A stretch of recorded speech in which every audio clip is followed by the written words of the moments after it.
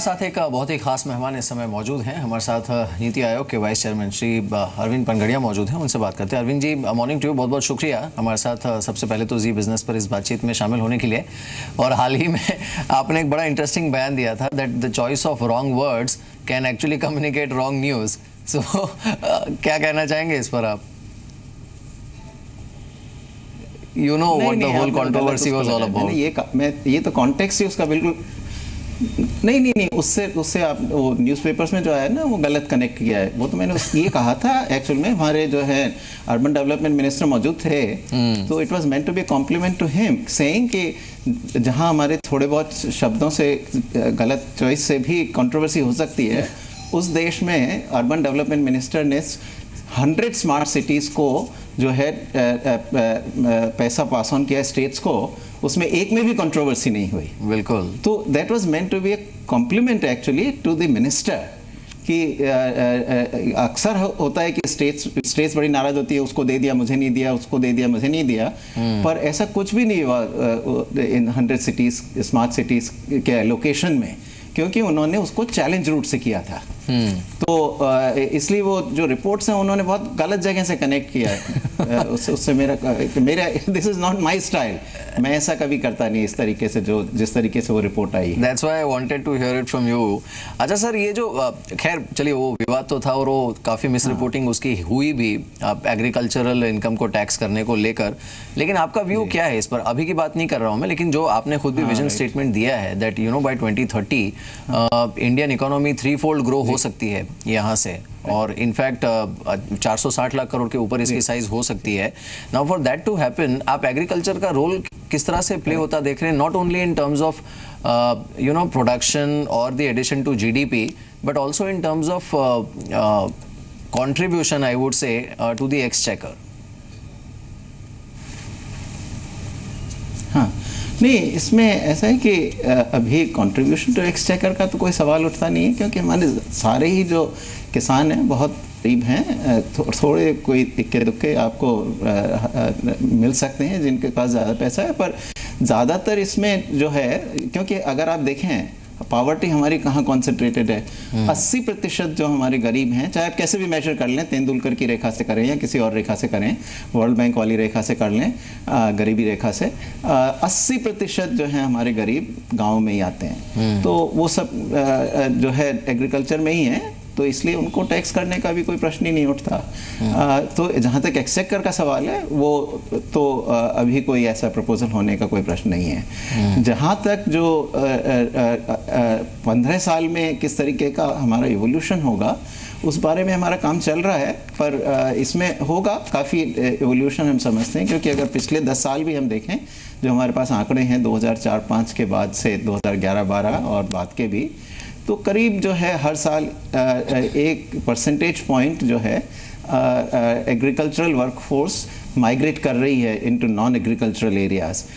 ज़रूरी नहीं है कि ये रूरल से अर्बन जा रही है, ये विद इन रूरल एरिया भी माइग्रेशन हो सकता है out of agriculture into non agricultural activities. तो ये हो रहा है।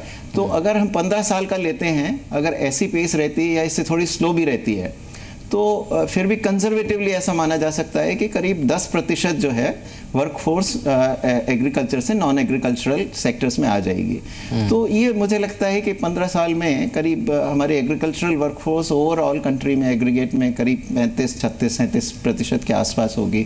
तो इसका मतलब ये हुआ कि जो एग्रीकल्चर में वर्कफोर्स है वो काफ़ी कम होगी, तो उससे जो बर्डन जो पर एकड़ वर्कर्स हैं आज, वो काफ़ी कम होंगे। तो इससे लेबर प्रोडक्टिविटी एग्रीकल्चर में अच्छी बढ़ेगी। तो ये एक ही फैक्टर है, पर ऑफ कोर्स हमने कई दूसरे सुझाव भी दिए हैं इसमें एक्शन एजेंडा में, जो प्रोडक्टिविटी को बढ़ाएंगे, रूरल वेजेस को बढ़ाएंगे और रूरल इनकम्स को बढ़ाएंगे। बिल्कुल। अरविंद जी, एक अच्छी चीज़ ये भी है कि हाल ही में अगर आप देखें, you know apart from economic activity, चलिए ग्रोथ इंडिकेटर के मुताबिक तो अगर हम देखें तो है ही भारत इनफैक्ट ब्राइट, अगले 2-3 साल में भी काफ़ी ब्राइट ग्रोथ अपॉर्चुनिटी दिख रही है कंपेयर टू चाइना ऑल्सो, जो कि IMF ने खुद भी अपनी रिपोर्ट में कहा है। जो दूसरी एक अहम चीज़ है और अच्छी चीज़ है वो ये है कि इकोनॉमिक रिफॉर्म्स का जो प्रोसेस है, you know it is actually moving on multiple tracks and they all are moving forward. So we have GST which is rolling out hopefully on July 1. Real estate regulator लागू होने जा रहा है 1 मई से. अब इन सब से ग्राउंड सेल क्रिएट होता है. सो इस पर एक के बाद एक बात करते हैं. पहले GST की बात करते हैं. अब I mean it's almost certain कि 1 जुलाई से रोल आउट होगा. सो उसका जो इनिशियल फेज होगा उसका इम्पैक्ट आप कैसे देख रहे हैं पहले 6 महीने में? अभी अनसर्टनिटी थोड़ी है, पर मुझे लगता है कि प्रिपेयर्डनेस काफ़ी है, क्योंकि स्टेट से भी अगर बात करें, कई स्टेट्स कह रही हैं कि उन्होंने जो उनके बिजनेसमैन हैं, जो ट्रेडर्स हैं, सबको माइग्रेट काफ़ी कुछ कर दिया है. एक्चुअली GSTN जो GST नेटवर्क है जिसके थ्रू इनको टैक्स रिपोर्ट करना होगा, तो काफ़ी माइग्रेट कर दिया है. तो मैं समझता हूँ कि उस दिशा, वो ही मुझे लगता था कि सबसे वीक पॉइंट हो सकता है हमारे प्रिपेयर्डनेस का, पर उस तरफ अच्छी प्रोग्रेस हो चुकी है. सरकार भी काफ़ी जागरूक है.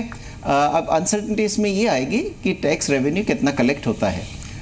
पर जहाँ तक मैं समझता हूँ इसमें कोई विशेष चिंता वाली बात मुझे नज़र नहीं आ रही है, क्योंकि जो हमने टैक्स रेट का जो शुरू में पहली बार जो है 4 जो उसके स्लैब्स ले लिए हैं, उसकी वजह से जो भी टैक्स रेट पहले लग रही थी उसके आसपास ही, क्योंकि उसी आसपास के किसी स्लैब में उस टैक्स रेट को, उस प्रोडक्ट को डाला जाएगा, तो उसकी वजह से जो है टैक्स कलेक्शन में कोई विशेष मुश्किल आनी नहीं चाहिए. शुरू में हो सकता है कि जो रिबेट्स वगैरह का सिलसिला है उसको स्ट्रीमलाइन करने में थोड़ा सा टीदिंग पेन्स हो, पर ओवरऑल मैं समझता हूँ प्रिपेयर्डनेस अच्छी है. सर, आपका गणित क्या कहता है इस पर? हमने कई कॉर्पोरेट से भी बात की, हमने सरकारी मंत्रियों से भी बात की हुई है, और ऑब्वियसली क्योंकि एक सबसे बड़ा रिफॉर्म है अपने तरह का, तो कुछ चीज़ें तो ऐसी होंगी which only time will tell कि उसका इम्पैक्ट कैसा होगा. अब कुछ कॉर्पोरेट्स हैं, उनको लग रहा है, स्पेशली FMCG स्पेस में, उनको लग रहा है कि कंजम्पशन गिरेगा. कुछ हैं उनको लग रहा है कि शुरुआती इम्पैक्ट के बाद ये हो सकता है बढ़े. सिमिलरली जब हम मंत्रियों से बात करते हैं तो एक व्यू ये मिलता है कि शायद शुरुआत में हो सकता है 2-3 महीने थोड़ा बहुत इम्पैक्ट कंजम्पशन और इन्फ्लेशन पर देखने को मिले, but after that the impact will be positive. आपका इकोनॉमिक असेसमेंट क्या कहता है इस पर? मैं, जहाँ तक कीमतों का सवाल है और FMCG गुड्स का सवाल है, मैं नहीं समझता कि इसमें इवन शुरू के महीनों में कोई नेगेटिव इम्पैक्ट पड़ेगा, क्योंकि एक तो जो सारा इसमें कैस्केडिंग ऑफ टैक्सेशन अभी भी कंटिन्यू कर रहा था, वो एकदम ख़त्म होगा. तो जब कैस्केडिंग ख़त्म होगा तो ओवरऑल जो है इंसिडेंस टैक्स का ज़्यादातर गुड्स पे कम होगा, ज़्यादा तो नहीं होगा. कुछ एक में हो सकता है कि रेट थोड़ी 1% या 2% बढ़े, क्योंकि इट ऑल डिपेंड्स कि किस स्लैब में प्रोडक्ट को डाला जाता है. पर उसके अलावा कोई कारण नहीं है इसका कि कीमतें बढ़ें या उसका असर कंजम्पशन पर नेगेटिव हो. एंड इन एनी केस आप खुद भी कह रहे हैं कि इवन कंपनीज का ये मानना है कि ज़्यादा से ज़्यादा 3 महीने कुछ असर होगा, पर आगे चलकर पॉजिटिव होगा. और इसका सबसे बड़ा पॉजिटिव इफेक्ट इसका ये होने वाला है कि इंडिया जो है, भारत पूरा एक सिंगल मार्केट बन जाएगा, क्योंकि टैक्सेशन सिर्फ एक रेट पर होगा, चाहे कहीं पर भी प्रोडक्ट कंज्यूम किया जाए. तो ये एक बहुत बड़ी बात हो जाएगी. और इतने सारे जो टैक्सेस थे, कम से कम 14-15 अलग अलग तरीके के टैक्सेस थे, वो सब हटकर उसकी जगह एक टैक्स लग जाएगा. तो ये बहुत बड़ा एक्चुअल में रिवोल्यूशनरी चेंज होने वाला है.